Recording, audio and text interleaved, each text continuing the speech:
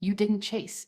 You didn't collapse. And that's what hit their ego. Avoidants are wired to expect pursuit. Not because they're cruel, but because pursuit has always confirmed their emotional position. In most of their relational history, someone eventually leans forward harder when they lean back. Someone tries to explain more. Someone tries to fix the distance, and over time, that becomes the baseline. Distance feels familiar to them. What doesn't feel familiar is emotional self-containment. So when you stopped chasing, not dramatically, not bitterly, not with a speech, their nervous system registered something unexpected. You didn't escalate. You didn't protest. You didn't collapse into self-doubt. You simply withdrew your over-effort into an avoidant that isn't neutral. It's destabilizing. Because what they felt wasn't rejection. It wasn't abandonment.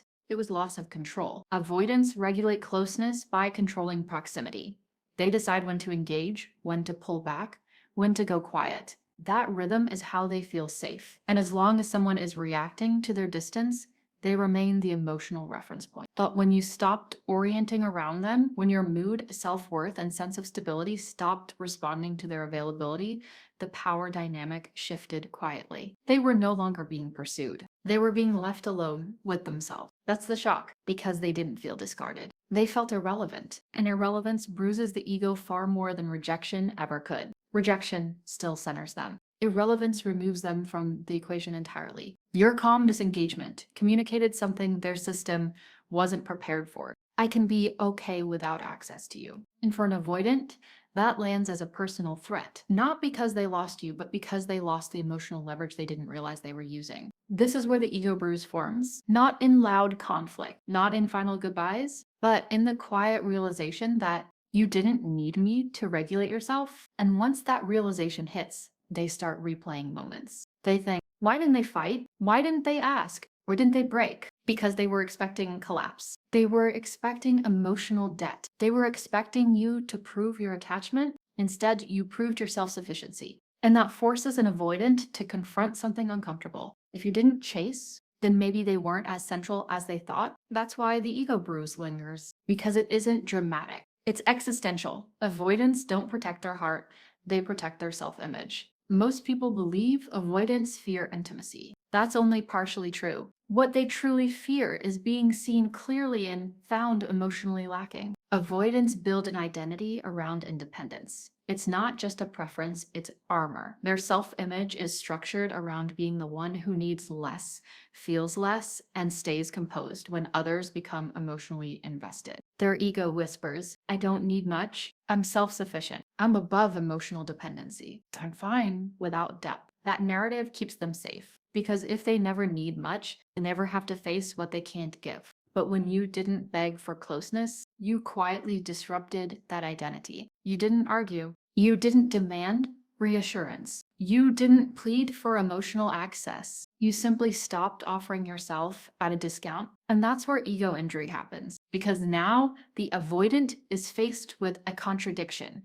If I'm so independent, why does their absence bother me? If I'm so self-contained, why do I feel unsettled that they didn't chase? If I didn't need much, why do I suddenly feel exposed? Ego injury doesn't come from being criticized. It comes from having a self-concept invalidated by reality. Your non-resentful withdrawal forced them to see you weren't needy, you weren't demanding, you weren't asking for too much. You were asking for mutual presence. And when you walked away without anger, without guilt tripping, without emotional chaos, you removed their favorite defense, I left because they were too much. Now they couldn't use that story anymore, because someone who leaves calmly, without resentment, without chasing, doesn't look excessive. They look self-respecting. And self-respecting people are dangerous to avoidant egos because they don't confirm superiority. They don't inflate independence. They don't perform emotional hunger. They stand as a mirror. And that mirror quietly reflects this dynamic only worked because I kept the upper hand. That realization stings, not because you demanded more, but because you didn't stay less. Avoidance can tolerate being wanted. What destabilizes them is being optional. When someone walks away without emotional mess, it challenges the belief that I'm the one who controls closeness. Now they're forced to sit with a deeper question. If they didn't chase, was I actually enough to keep them? And that question doesn't attack their heart. It attacks their identity. That's why the ego bruise feels so personal. because it wasn't caused by confrontation. It was caused by dignity. You didn't punish them. You didn't threaten them. You didn't try to teach them a lesson. You simply refused to abandon yourself. And in avoidant psychology, nothing disrupts safety more than someone who leaves without needing to be right, without needing to be chosen, and without needing to be validated. That's when respect begins. And respect for an avoidant is the doorway to desire. Your absence didn't feel empty, it felt intentional. Avoidants are accustomed to a very specific kind of disappearance.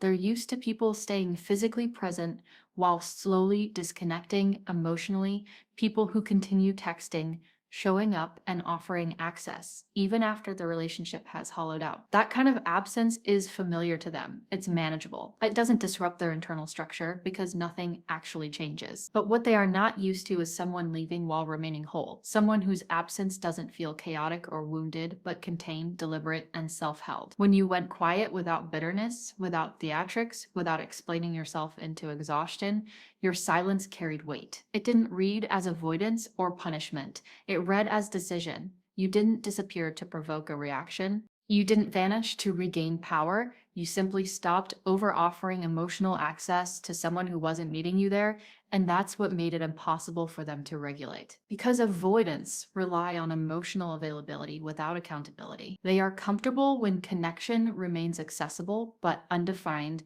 when they can reach out on their terms without consequence. Your silence disrupted that comfort. It removed the ambiguity they depend on.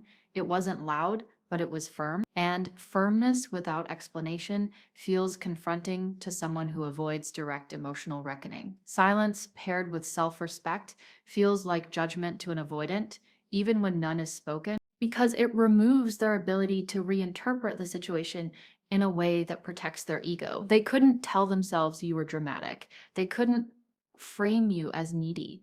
They couldn't label you as unstable. All they had was the quiet reality that you stopped offering yourself freely. That creates a psychological gap they can't fill with rationalization. In that gap, their mind starts to search. They replay interactions. They notice the absence of your emotional labor. They feel the loss of the role you played in stabilizing the dynamic. And because your silence wasn't reactive, it forced them to sit with themselves instead of reacting to you. That's the part that lingers. You didn't give them a problem to solve or a feeling to manage. You gave them space to notice what was missing. And what was missing wasn't noise or drama. It was your presence, not just your attention, but your emotional generosity. That's why your silence spoke louder than any confrontation ever could. It didn't demand understanding.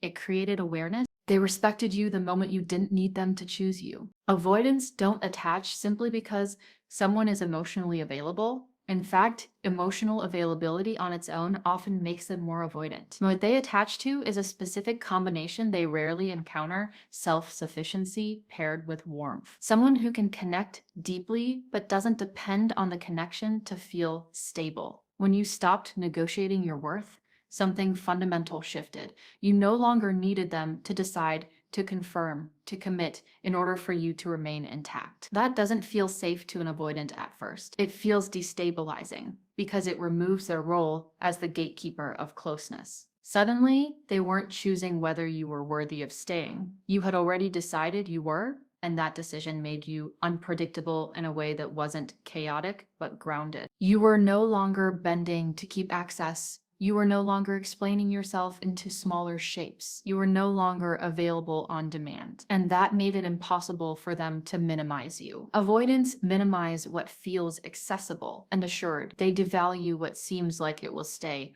regardless of how little they invest. But when you stopped centering your worth around being chosen, you moved out of that category. Respect entered the dynamic because you were no longer negotiating from below. You weren't waiting to be picked. You were standing in your own alignment. And respect for an avoidant doesn't come from distance alone. Distance without grounding feels like rejection and triggers defensiveness. What created respect was your consistency. Your warmth didn't turn cold. Your dignity didn't turn punitive. You didn't perform indifference. You simply remained yourself without overextending. That's what changed how they saw you. You became someone whose presence felt intentional, not convenient. Someone whose absence felt earned, not accidental. Someone they couldn't reduce to a role that existed solely for their comfort. And that's when comfort turned into curiosity, and curiosity turned into respect, because they could feel that you weren't trying to win them. You were choosing yourself. And that choice is magnetic to someone who has spent their life avoiding the risk of being chosen back. Respect wasn't born from withdrawal, it was born from self-loyalty. From the moment you stopped abandoning yourself to preserve the connection, you became someone they had to reckon with internally. Not as a loss they could dismiss, but as a standard they couldn't ignore. Desire returns when control is lost. Lust doesn't return for avoidance the way it does for most people. It isn't sparked by reassurance, availability, or emotional closeness. In fact, those things often dampen desire for someone who regulates intimacy through distance. For an avoidant, lust is psychological before it is physical. It's about orientation, hierarchy, and control. As long as they feel centered in the dynamic, as long as they believe they are the one being leaned toward,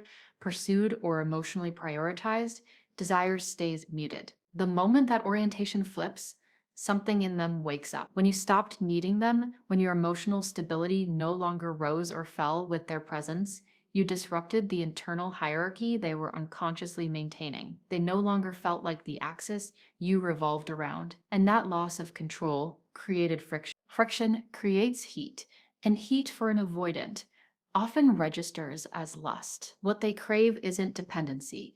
It's the tension of someone who doesn't ask, doesn't cling, and doesn't collapse when closeness isn't guaranteed. Your independence wasn't just attractive, it was destabilizing. It reminded them that your value wasn't contingent on their validation, that you didn't need to be chosen to remain intact, that you could desire them without being defined by their response. That realization shakes the avoidant's sense of position, because attraction to them is often tied to feeling needed without being responsible. And that need disappears, desire reappears, not because they want closeness, but because they feel the loss of emotional dominance. Your self-sufficiency created a new tension they couldn't dismiss. Suddenly, you weren't emotionally available on default settings. Access to you wasn't guaranteed. And desire, in avoidant psychology, is activated by what feels just out of reach but not hostile. You weren't cold, you weren't angry, you weren't unreachable. You were simply no longer oriented toward them. That's the paradox.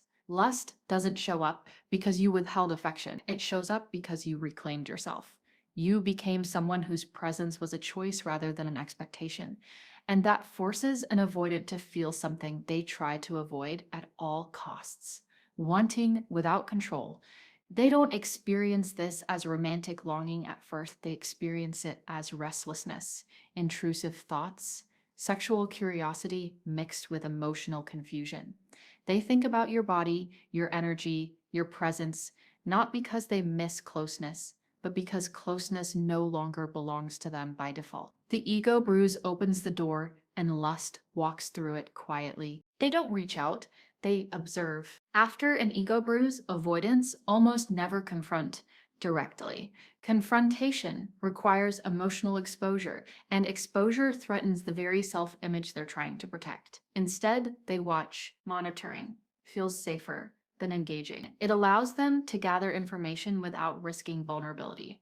They don't reach out to ask how you're doing. They look for signs, subtle ones, indirect ones. They check your social presence. They listen through mutual connections. They notice shifts in your energy. If your paths cross, they're scanning for confirmation, not of your feelings for them, but of your state without them. They want to know if you're thriving or unraveling, if you're bitter or grounded, if you replaced them quickly or took your time, if you stayed whole or fell apart quietly. Each observation feeds the internal narrative they're trying to construct. If you seem distressed, it soothes their ego. It confirms that they still mattered, that your stability was tied to them. But if you appear steady, content, or even quietly improved, it deepens the impact of the ego bruise. Because Now they can't tell themselves you needed them more than they needed you. Your consistency becomes the proof, not performative happiness, not exaggerated success, just the absence of chaos, the lack of emotional fallout, the sense that your life continued without collapse. That's what they can't stop watching because it contradicts the story they rely on to feel safe, that people need them more than they need others. And every time they observe you being okay without them, it forces a silent reevaluation, not of you, but of themselves. They begin to wonder what they lost access to. Not just a person, but a dynamic where they felt central without being accountable. Watching you is their way of staying connected without risking rejection. It's how they maintain proximity without vulnerability. And the longer you remain consistent, the more the watching intensifies, because now you represent something unresolved, not a closed chapter, but an unanswered question. They don't know if you'd let them back in. They don't know if the dynamic would be the same. And that uncertainty keeps their attention locked. Your wholeness becomes the quiet pressure they can't escape. Not because you're trying to be seen, but because you no longer need to be. And for an avoidant, nothing is more disarming than someone who remains intact without them. You didn't hurt them. You revealed reality. What unsettled them was never distance itself. Avoidants are comfortable with distance. They know how to survive there. They've built entire identities around emotional space, autonomy, and self-containment. What destabilized them was alignment. You didn't weaponize silence or withdrawal. You didn't disappear to provoke guilt or to teach a lesson. You didn't leave with the intention of being missed. You aligned with yourself. An alignment is threatening to someone who avoids emotional accountability because it removes the ambiguity they rely on to stay unexamined. When you stayed, they could tell themselves the dynamic was functional. When you chased, they could tell themselves you were the problem. But when you left without resentment, without collapse, without demanding closure, you removed every excuse. Now, the dynamic had to be seen for what it was, a connection where one person was offering more than the other was willing to meet. That's not punishment. That's clarity. And clarity feels exposing to someone who prefers emotional vagueness. They don't respect you because you walked away. Avoidants walk away all the time. They respect you because you didn't chase what didn't choose you fully. You didn't try to negotiate yourself into being valued. You didn't shrink your needs to maintain access. You didn't abandon your internal truth to preserve the bond. That's what disrupted them, because it confronted them with a version of themselves they couldn't dismiss as overwhelmed or misunderstood. You didn't accuse them. You didn't demand they change. You simply stopped participating in a dynamic that required you to overextend. That kind of boundary doesn't feel aggressive. It feels final. And finality without hostility forces reflection. They may never articulate it out loud, but internally they know the difference between being punished and being seen. Punishment invites defensiveness. Being seen invites discomfort, and discomfort is what lingers. Your alignment didn't make them feel attacked. It made them feel accountable.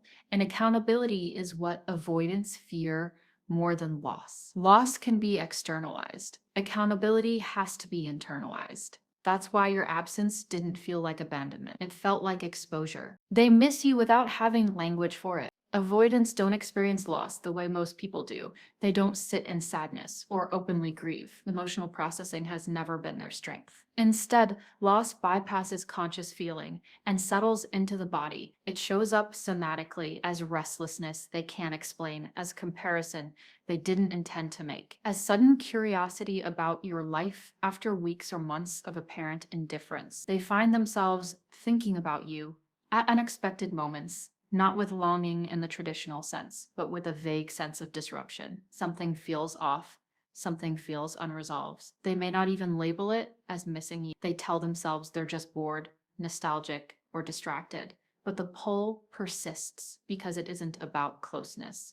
It's about identity. They don't miss the relationship structure. They miss who they were in your presence. Around you, they accessed a version of themselves that was softer, more grounded, more emotionally regulated without being engulfed. You didn't demand they perform vulnerability, but you offered safety. You didn't require constant intimacy, but you allowed depth. That combination is rare for someone who has learned to associate closeness with pressure. When you left, They didn't just lose a person, they lost access to a state of being. And that loss doesn't translate cleanly into emotion for them. It translates into sensation. They feel it in their nervous system as agitation, as an urge to check, as a quiet comparison between you and others that never quite measures up. They may date, distract, or immerse themselves in work, but the pull remains because it isn't about replacing you. It's about the absence of a dynamic that allowed them to feel both autonomous and connected. That's why they struggle to articulate it. They don't have language for missing a version of themselves. They only know that something felt different with you, and that difference hasn't been replicated.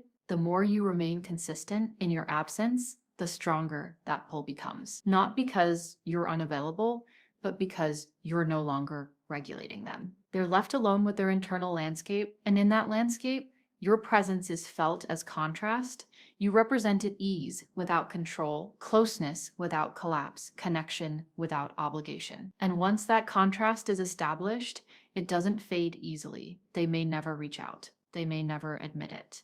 But the pull isn't random, it's the echo of a self they haven't learned how to sustain on their own. They want you most when you no longer need them. This isn't a tactic, and it isn't a strategy designed to manipulate desire. It's psychology, and it unfolds whether anyone intends it to or not. Avoidants don't experience attraction through pursuit. Pursuit confirms control, and control dulls longing. What awakens desire is the moment they realize they are no longer required for someone else's stability. When you stopped asking, even silently, "Am I enough?"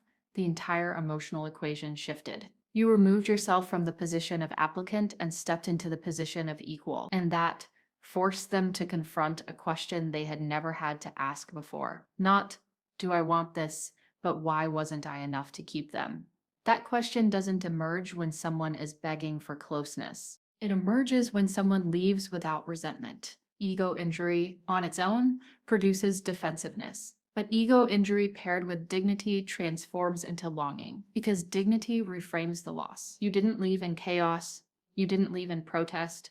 You left in self-respect. And self-respect is what makes the absence feel weighted rather than dismissible. They can't tell themselves you were too much. They can't tell themselves you were unstable. They can't reduce you to an emotional inconvenience. All they're left with is the quiet recognition that you chose yourself over a dynamic that asked you to shrink. That's the paradox. You didn't need them, and that revealed that they needed you more than they realized. Not for validation or caretaking, but for access to a version of connection that didn't threaten their autonomy. Want intensifies when control disappears, when they could no longer assume your availability. Your presence became something to be earned rather than expected. And that shift creates desire without demand, longing without pursuit.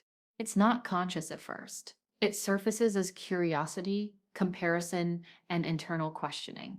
But underneath all of it is the same destabilizing realization. You didn't need them to feel whole. And that forces them to question their own sense of worth in the dynamic. You didn't bruise their ego by leaving. You did it by staying whole. Avoidants don't fall for pressure. Pressure activates their defenses and confirms their fears about closeness. What they respond to is presence that doesn't beg, connection that doesn't demand, and boundaries that don't punish. You didn't become distant to make a point. You didn't go cold to reclaim power. You became complete. And completeness is confronting to someone who has learned to stay safe by remaining emotionally partial. You didn't harden. You didn't withdraw your warmth. You simply stopped offering it where it wasn't being met. That's what made the difference. Because now the memory of you isn't tied to emotional labor or conflict. It's tied to a standard. You became the reference point for what healthy connection could look like without pressure or pursuit. And when avoidants lose access to someone who didn't chase, didn't shrink, and didn't resent, they don't just remember the person. They remember the dynamic. They remember how it felt to be met without being managed, to be wanted without being needed, to be seen without being chased. And that memory lingers because it can't be replaced easily. It requires a level of internal capacity they may not have developed yet. You didn't force them to change. You didn't demand accountability. You simply lived in alignment. And alignment is the most powerful mirror there is. It reflects back not what they did wrong, but what they weren't ready to sustain. That's why the impact lasts. Not because you disappeared, but because you remained yourself. Not because you withheld love, but because you refused to dilute it. They may never say it. They may never reach out. But internally, something shifted. They don't just miss you. They reevaluate themselves. And that reevaluation is the true aftermath.